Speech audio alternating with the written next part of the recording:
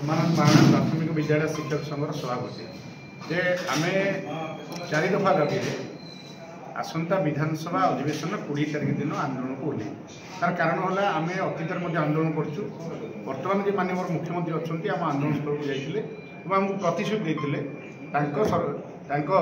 सी जदि शासन क्षमता को आसती तेज प्राथमिक शिक्षार स्कीमेटिक नियुक्ति हो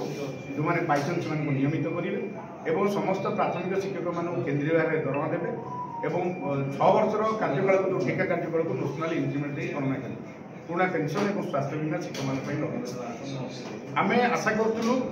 गत जो गुरु दिवस थिला जे सरकार डबल इंजिन सरकार आमको यही कथा घोषणा कर सब शिक्षक मानू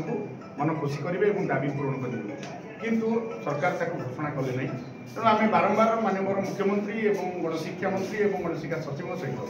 आलोचना कर आलोचन प्रतिश्रुति पर प्रतिश्रुति मिली कि अद्यावधि कौन प्रतिश्रुति दाबी पूरण और एवं आउ गोटे कथा आसी ओटीटी कथा आसी ओटीटी बाहर 2011 मसीह माने एनसीटी गाइडलाइन सब राज्य को पठेले कि ओडिशा सरकार 2011 मसीह ओटीटी करने आमको 2011 पूर्व नियुक्ति से कही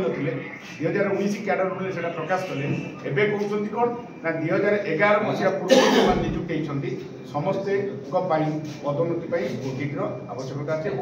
पदोन्नति तेणु विभिन्न शिक्षक प्रधान शिक्षक और विषयभित्तिक शिक्षक लेवल बी शिक्षक खाली पड़ते सुधा पदोन्नति दि जाऊँ पद पूर्ण कर नेशनल एजुकेशन पॉलिसी एवं जो आनी शिक्षक नियुक्ति कथा आनी कौन ना 30 ରୁ 80 आनी शिशु सेविका नियुक्ति करेंगे तेणु आम घोर विरोध करूँ तार कारण है ना सरकार कहले सब विद्यालय शिशु सेविका नियुक्ति है कि एवं गाइडलाइन आनी 30 ରୁ 80 जन जो पिला थे 100 जन पिला थे माने शिशु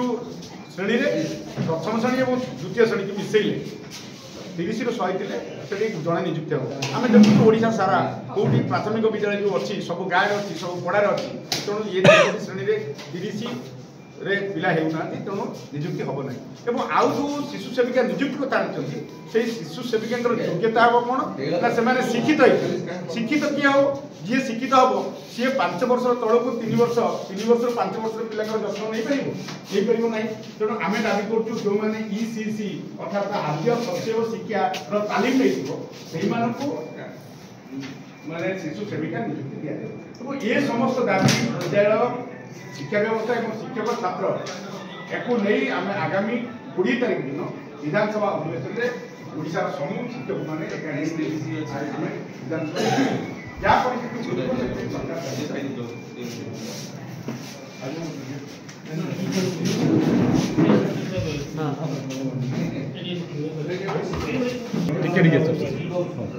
चिंतामणि पाढ़ी